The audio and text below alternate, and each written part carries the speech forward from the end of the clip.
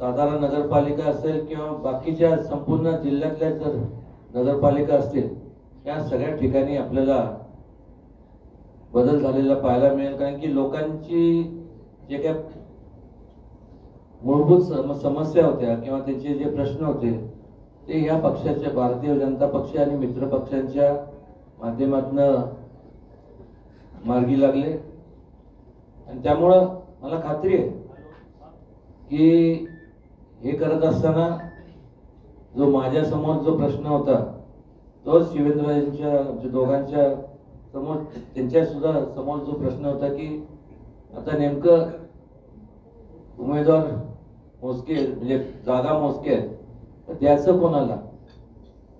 तर त्या ठिकाणी ज्यांनी खऱ्या अर्थाने लोकांसाठी झटले, लोकांचे प्रश्न मार्गी लावले, हा निकष आम्ही तिथं लावला. आणि त्या पद्धतीने आज संपूर्ण केवळ फक्त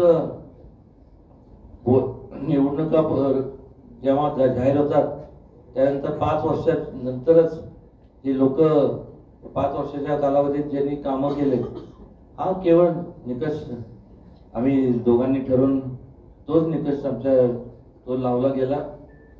त्यामुळे मला माहिती आहे की सगळ्यांना तर जागा आहेत 50 आणि त्यात सगळ्यांना इच्छुक भरपूर असतात. माझी कळकळीची विनंती आहे की या ठिकाणी दुजाभाव कोणाबद्दल झालेला नाहीये. त्यामुळं कोणाला असं वाटू नये की मला का नाही, मग त्याला का. निकष एकच होता समाजसेवेचा, तोच निकष लावला गेला. आणि त्या पद्धतीने मला खात्री आहे की या पुढच्या 5 वर्षात तुमच्या सगळ्यांच्या आशीर्वादाने केवळ सातारा नगरपालिकेपुरतं मर्यादित मी बोलत नाही, तर संपूर्ण सातारा जिल्ह्यात आपण जर पाहिलं तर एका काळी हा संपूर्ण काँग्रेसचा बालेकिल्ला होता पश्चिम महाराष्ट्रात. आज बदल का झाला, कारण केवळ आश्वासनं त्या काळात दिले गेले, पण ती आश्वासनाची वचनपूर्ती जर कोणाच्या माध्यमातून झाली असेल तर भारतीय जनता पार्टीच्या माध्यमातून आणि मित्र पक्षांच्या माध्यमातून झाली.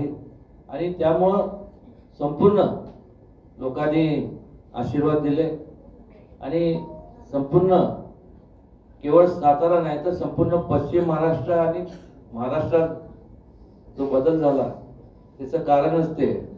त्यामुळं स्वाभाविक आहे की ज्यांना उमेदवारी मिळाली नाही, माझी कळकळीची विनंती आहे त्यांना की कुठं ना कुठंतरी त्यांना कशातनं तरी संधी दे. आम्ही आमच्या दोघांच्या माध्यमातून म्हणा किंवा भारतीय जनता पक्षाच्या माध्यमातून दिली गेली जाईल. सातारा शहर नगरपालिकेमध्ये भारतीय जनता पार्टीच्या माध्यमातून सर्वच्या सर्व जागा आपण या निवडणुकीत भारतीय जनता पार्टी या पक्षाच्या कमळ या चिन्हावर या ठिकाणी लढवत आहे. नगराध्यक्ष पदाची सुद्धा जी उमेदवारी आहे ती सुद्धा भारतीय जनता पार्टीच्या माध्यमातून जी जाहीर झाली आहे ती मान्य अमोल मोहिते यांचं सुद्धा कमळ या चिन्हावरच आपण ही निवडणूक सुद्धा लढवतोय. त्याचबरोबर RPI बरोबर पण आपण आठवले गट जो आहे जे आमचा युतीतला घटक पक्ष आहे त्यांना सुद्धा आपण एक जागा ही युतीमध्ये किंवा आपल्या शहराच्या याच्यामध्ये दिली आहे. त्यामुळे RPI ने सुद्धा साताऱ्यात सुद्धा आणि जिल्ह्यात अशोकराव गायकवाड जे त्यांचे प्रमुख आहेत जिल्ह्याचे, त्यांनी पाठिंबा हा भारतीय जनता पार्टीच्या सर्व उमेदवारांना त्यांनी जिल्ह्यामध्ये, नुसतं साताऱ्यातच नाही तर जिल्ह्यामध्ये त्यांनी जाहीर केलेलं आहे. आज सातारा शहराची नगरपालिकेची निवडणूक जी आम्ही लढवतोय, आम्हाला खात्री आहे की नक्कीच साताऱ्यामध्ये भारतीय जनता पार्टीच्या विचाराची नगर परिषद आणि नगराध्यक्ष त्या ठिकाणी निवडून येतील.